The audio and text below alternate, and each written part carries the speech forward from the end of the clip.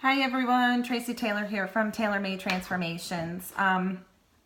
Today I want to talk a little bit more about vulnerability and what it looks like. The last couple of videos we talked about healing after a divorce and a breakup and how to move on from that. And vulnerability plays a big part of that. Now, unless you've taken the time to heal, vulnerability is going to be almost impossible for you. You really need to take the time to heal and be by yourself for a while.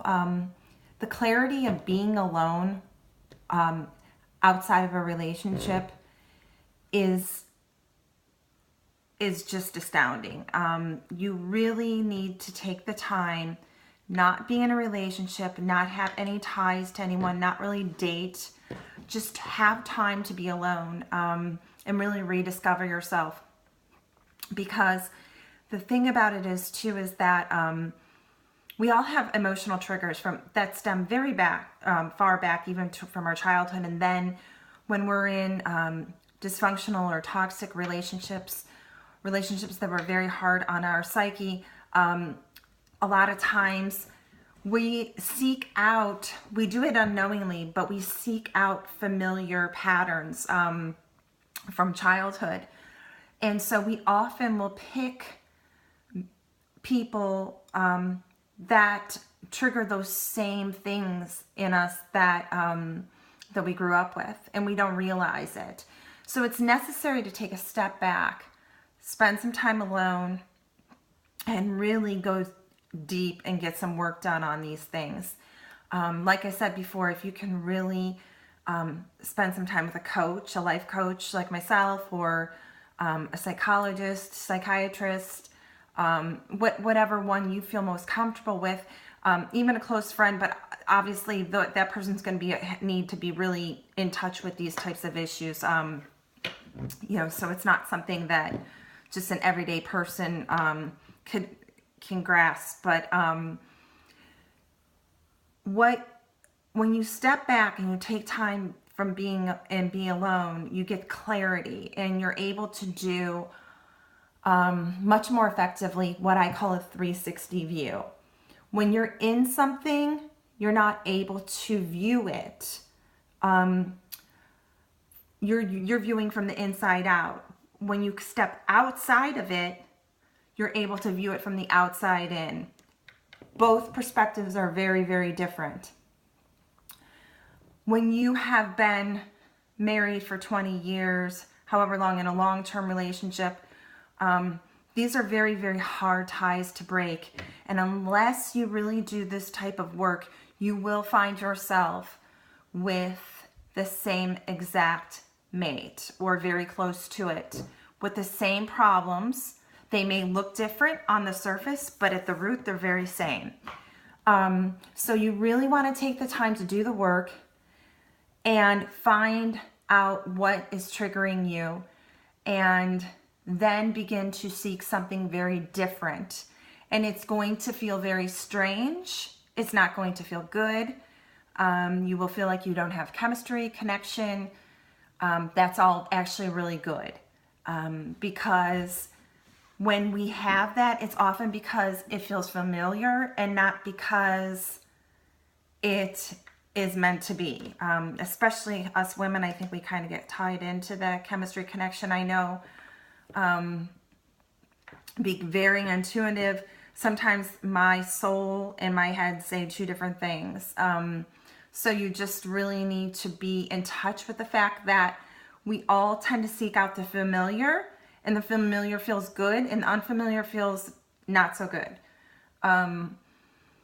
So being vulnerable will be a lot easier when you really take a step back and you take a look at these things and you know what triggers you and what patterns you have had in the past. So then when you are ready to date again, you'll have that knowledge, and having the knowledge in and of itself is huge. And then being vulnerable really means, like I said before, being like a child. It really does. It means looking at people through a child's eyes. Children really don't think people are going to hurt them. They act like themselves around everyone. They don't try to be somebody they're not. These are the things that you really need to do, and it's going to be hard at first for you to do them. You may do them halfway, partway, that's fine. It's going to take a lot of practice, but one of the great things about this is you get to be the person that you want to be. I know a lot of times when we get stuck in a toxic relationship, we end up being the definition or version of something that somebody else wants us to be instead of really ourselves. So now is the time to really be you and to really get in touch with you and find somebody that likes the real you. And if they don't, then it's just tell them, it's time to move on, because we don't want to go through all of the work that we've gone through to end up with somebody that can't accept us for who or what we are. So, take the time to be alone, do the work, really consider what your patterns and habits are and what has triggered you from past emotional issues. And then rewrite your story of who you are now, who you want to be. You should also definitely write down several things that you're looking for in a mate that are just absolute must-haves. I mean, none of us finds the perfect partner, but there should be, 3 or 4 things at least that you really, really want, and that person should possess. And then when you start to date again, really try as much as you possibly can to put that guard down. Each and every time, put it down a little bit more, especially when you find somebody that you really think you might have a connection with, like, on a different level, though. And really, when you start to date, just make sure that you take a step back and you're looking at it from the outside in and not the inside out. Because the best way to do that is to